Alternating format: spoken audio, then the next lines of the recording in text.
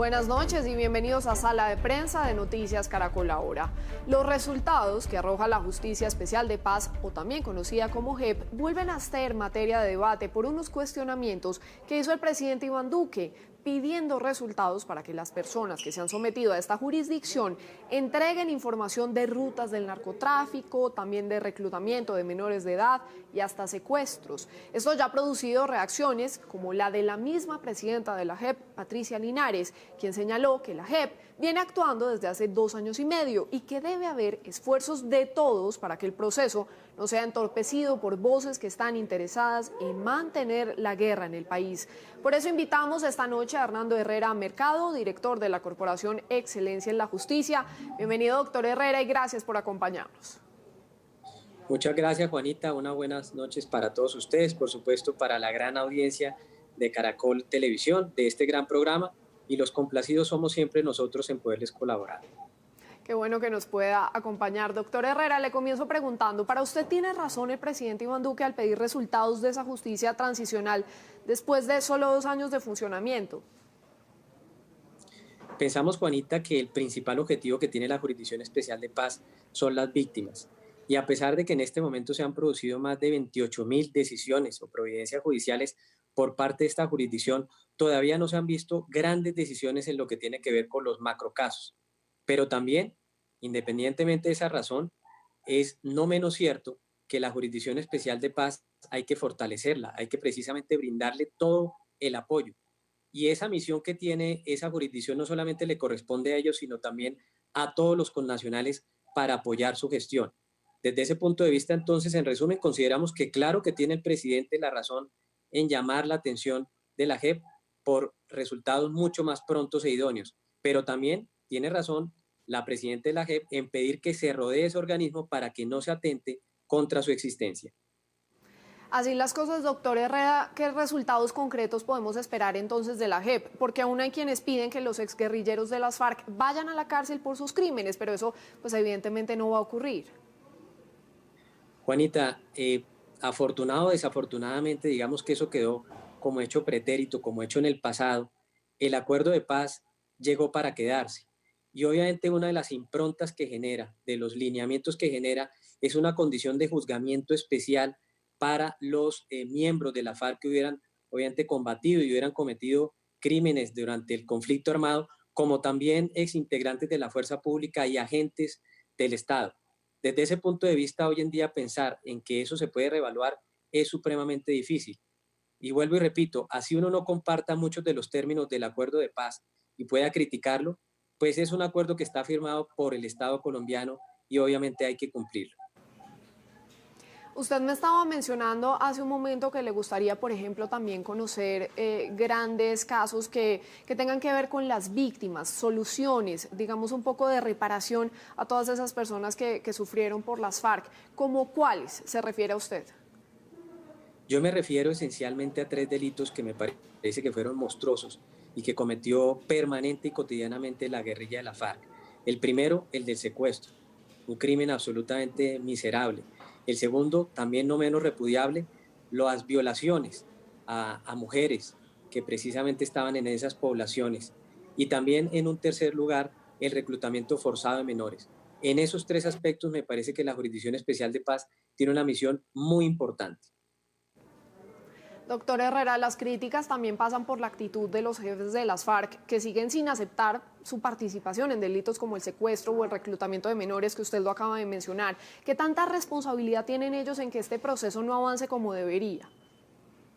Pues yo creo que los exintegrantes de la FARC y que hoy en día están gozando de las mieles de la democracia porque hacen parte del Congreso, les corresponde un deber fundamental.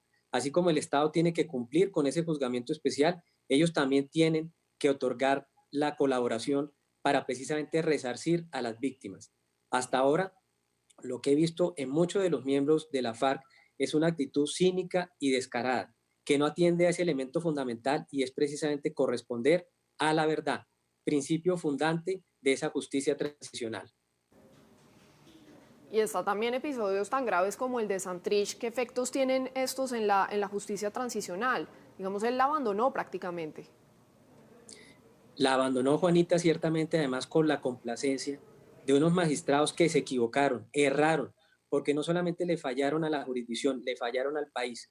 Dejaron que el señor Jesús Santrich, a pesar de que eran evidencias claras las que decían que estaba cometiendo un delito, el delito de narcotráfico, no solamente lo cobijaron con la impunidad, sino que le permitieron también declararse en fuga y después hoy en día volver a tomar las armas. Yo creo que cuando hablemos del más grande lunar de la Jurisdicción Especial de Paz, tendremos que hacer mención del caso Jesús Santrich. Doctor Herrera, ahora hablemos de la responsabilidad que tiene el gobierno, pues varias veces se ha cuestionado su intención de contribuir con el proceso de paz. Están además los asesinatos a excombatientes y líderes sociales en el país. ¿Qué debe poner de su parte el gobierno para que la JEP pueda avanzar con su labor?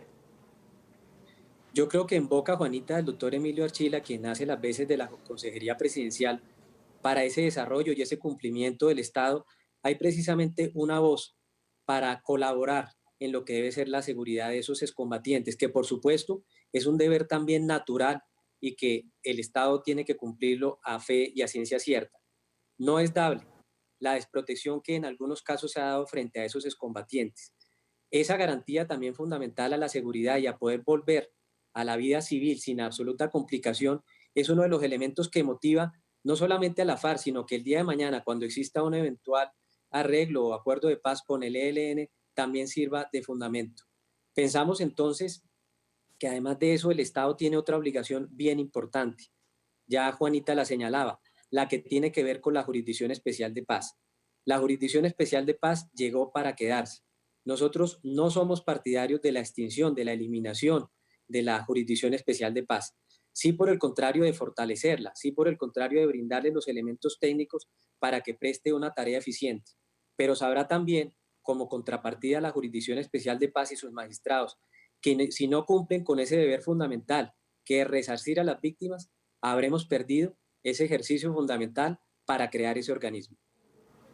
Y por eso le quiero preguntar, doctor Herrera, para usted, ¿qué es lo bueno, lo malo y lo más feo de la JEP?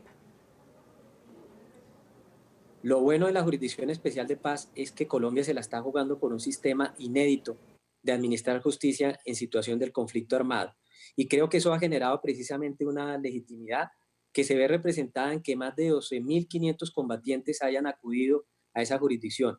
Lo malo, obviamente, que algunas personas, y me refiero específicamente a quienes fueron aliados del peor delincuente que ha nacido en Colombia, Pablo Escobar, hayan buscado precisamente cobijarse bajo una eventual impunidad. Me refiero a los casos de Alberto Santofimio y del señor Miguel Maza Márquez. Y lo regular podría ser si se da cuando la JEP admita que delitos que están ligados específicamente a corrupción pueden ser objeto de su conocimiento. Y muy concretamente quiero hacer expresión al cartel de la toga, el peor escándalo que ha padecido nuestra rama judicial en toda su historia.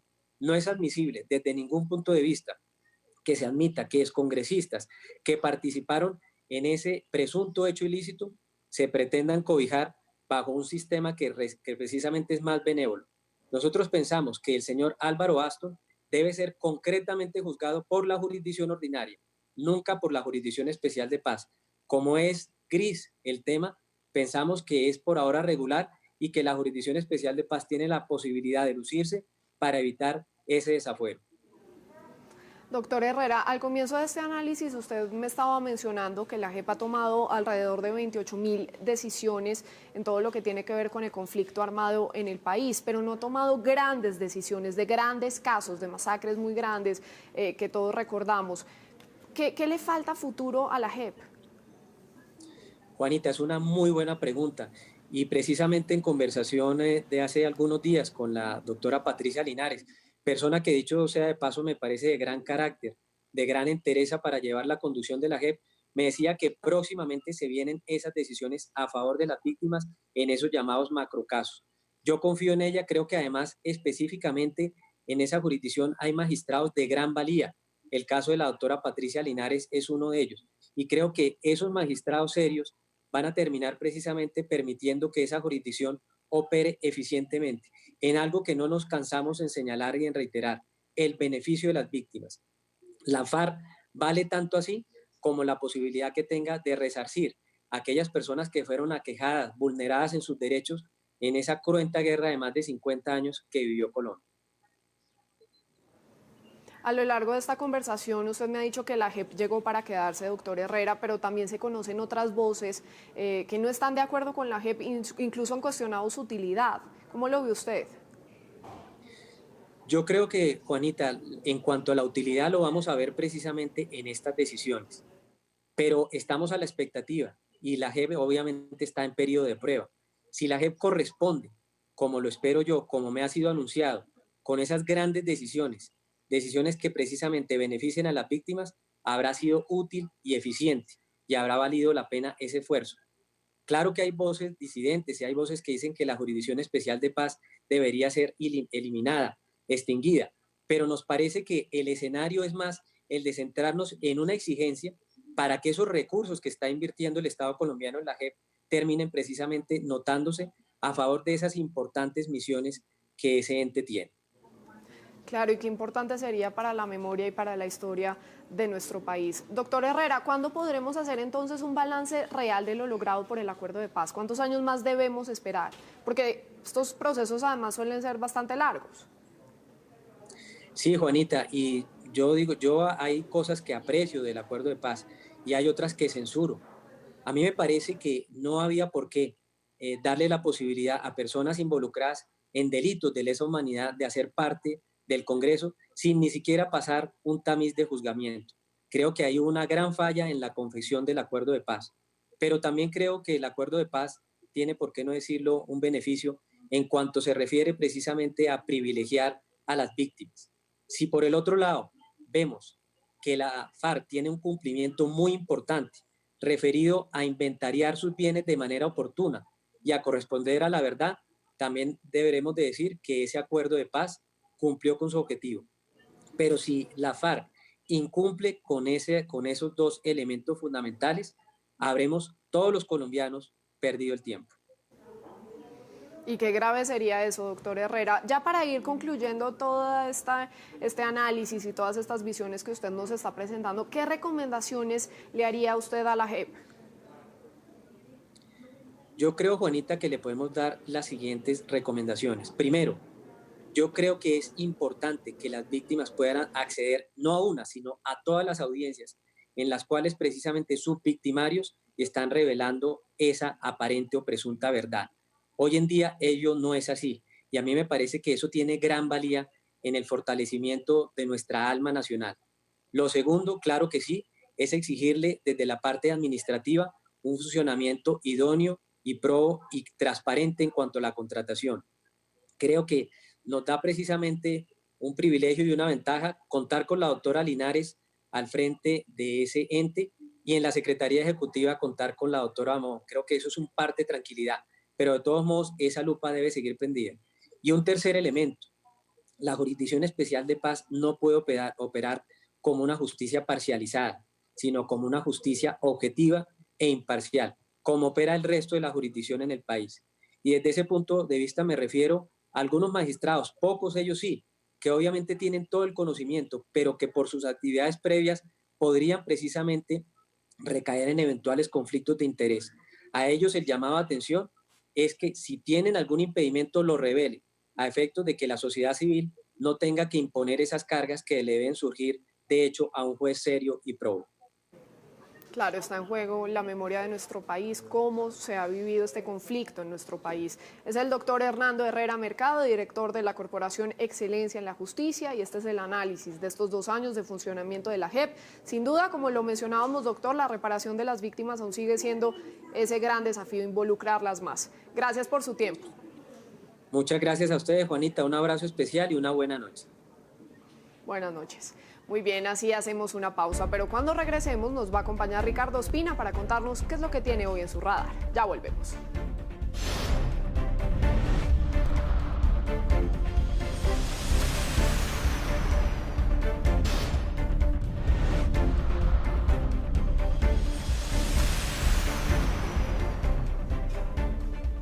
Gracias por seguir con nosotros en Sala de Prensa. Y ahora saludamos a Ricardo Ospina, el director de los servicios informativos de Blue Radio, quien nos cuenta qué es lo que tiene hoy en su radar. Ricardo.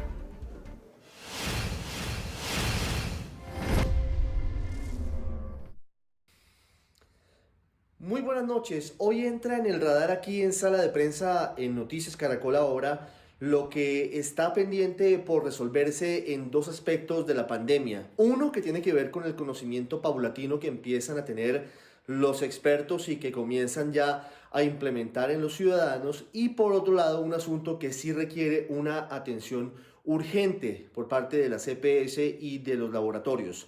Comenzamos con lo que hemos venido aprendiendo de la pandemia.